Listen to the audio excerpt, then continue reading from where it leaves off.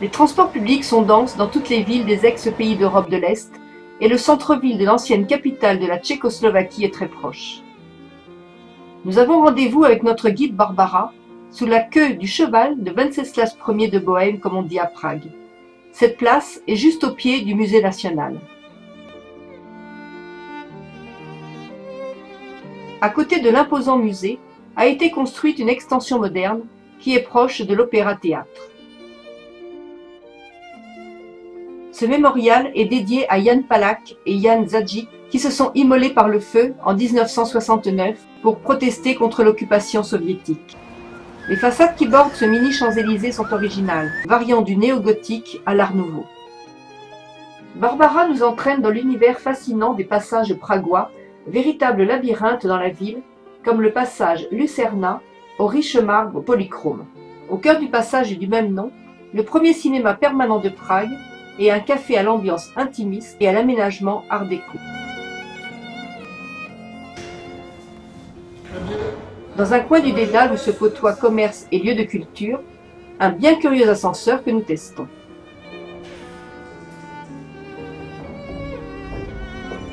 Avant de goûter au Chlebikis, des toasts aux garnitures variées.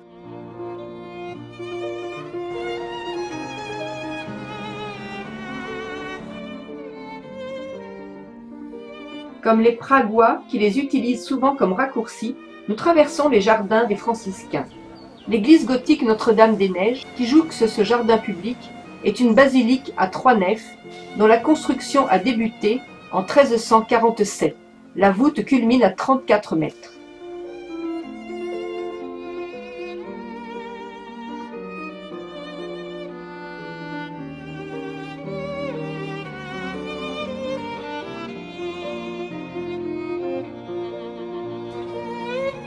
Nous gagnons la première bouche de métro pour filer de l'autre côté de la rivière appelée le Petit Côté ou Malastrana en tchèque.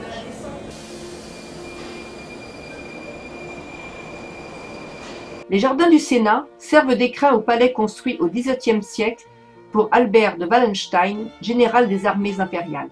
Les Pragois qui ont de l'humour disent que les 164 chevaux du palais coûtaient moins cher que les 81 sénateurs. Il fait beau et chaud et un rafraîchissement s'impose avant de poursuivre la découverte de ce très beau quartier pragois.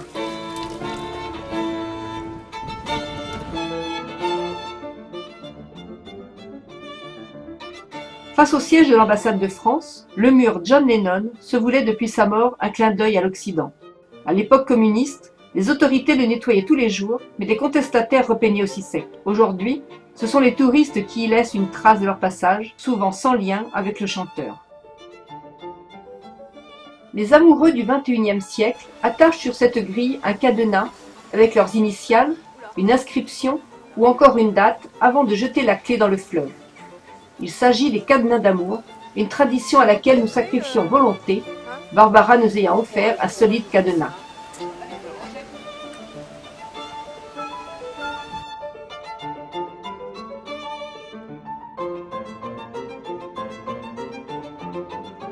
Le pont Charles, le monument emblématique de Prague, fut achevé en 1402.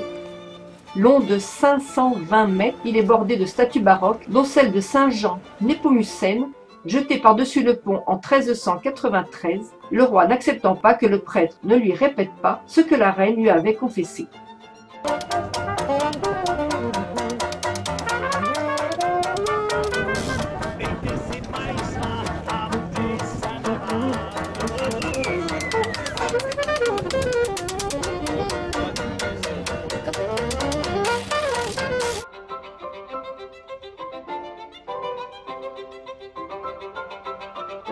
Au pied du pont s'étend le ghetto de Prague, autrefois un dédale de ruelles, aujourd'hui traversé par de larges rues commerciales.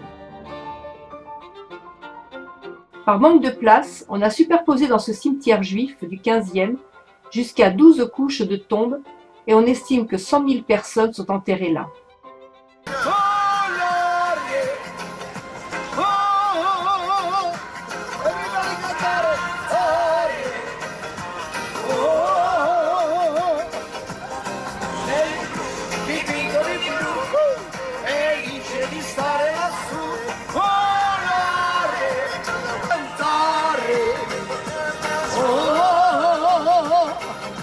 La place de la Vieille Ville est un endroit extrêmement vivant de jour comme de nuit.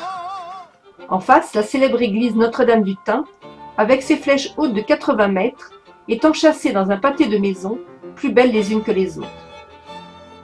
La place de la Vieille Ville, ancienne place de marché, est mentionnée pour la première fois en 1091.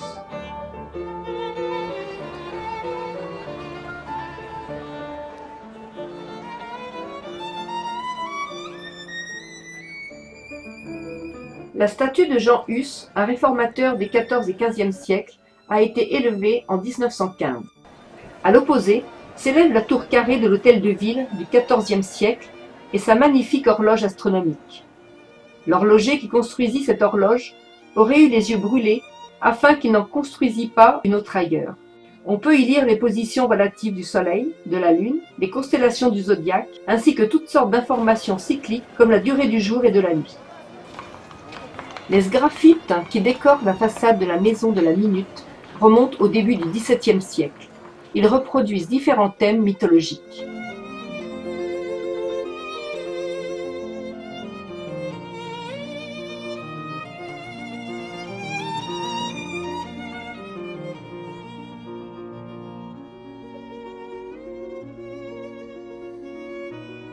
Pendant ce temps, l'animation bat toujours son plein sur la Grande Place, où nous dégustons une pâtisserie traditionnelle, le Tredelnik.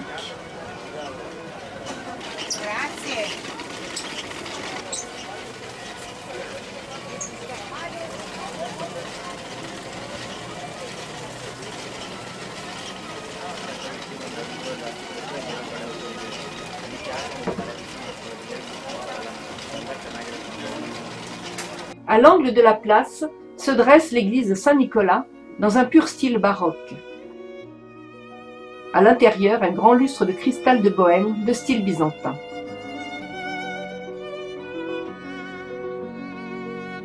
En nous dirigeant vers la place de la République, au milieu d'un quartier art déco, nous visitons avec bonheur le musée consacré à Alphonse Mucha, artiste tchèque très connu en France pour sa période parisienne, synonyme de la Belle Époque. Un style et des images que nous retrouvons dans la magnifique verrière de l'hôtel Paris, chef-d'œuvre de l'architecture Art Nouveau.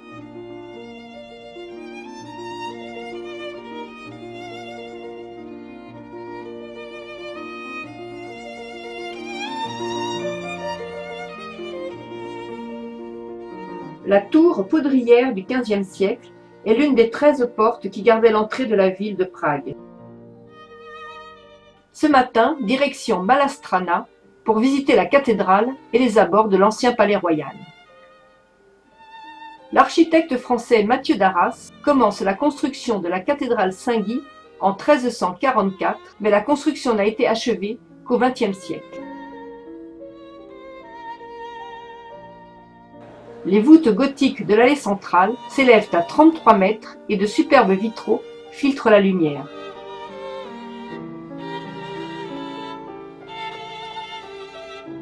Celui-ci fut dessiné par Alphonse Mucha. On reconnaît bien les visages féminins.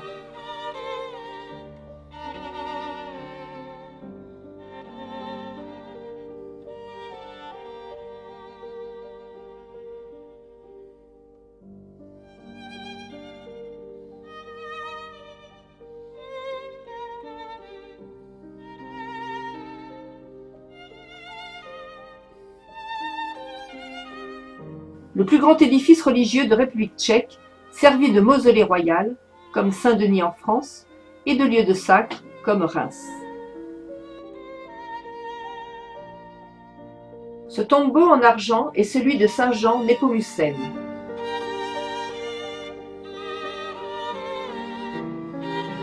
La porte d'or, ancienne entrée solennelle, est surmontée d'une belle mosaïque dorée du XVe siècle qui illustre le jugement dernier. La tour est dominée d'un clocher Renaissance.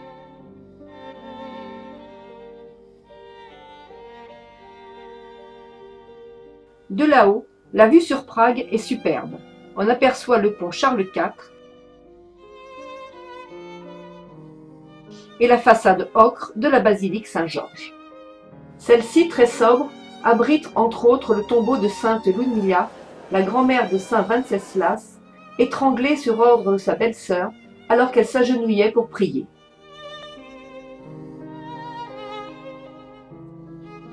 Cette petite chapelle est dédiée à Saint Jean Népomucène.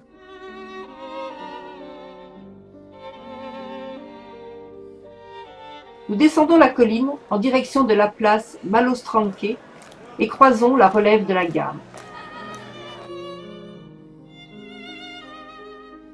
Au fond de la place, quelques commerces ont conservé leur enseigne traditionnelle. L'église Saint-Nicolas est souvent désignée comme le plus bel édifice du baroque tchèque, à la fois du point de vue architectural, mais aussi du point de vue de la décoration intérieure. Paul Claudel, qui fut consul à Prague, en fut tout ébahi. Mozart y joua de l'orgue.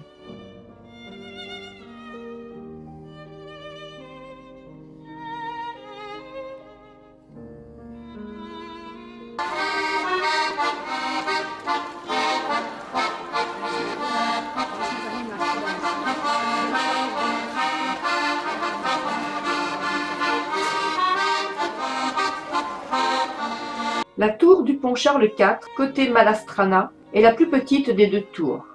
Revenus sur Staré Mesto, du grand côté donc, nous rejoignons en piétinant notre station de tram, toujours le nez en l'air, pour admirer sans en perdre une miette cette succession de façades et de styles architecturaux.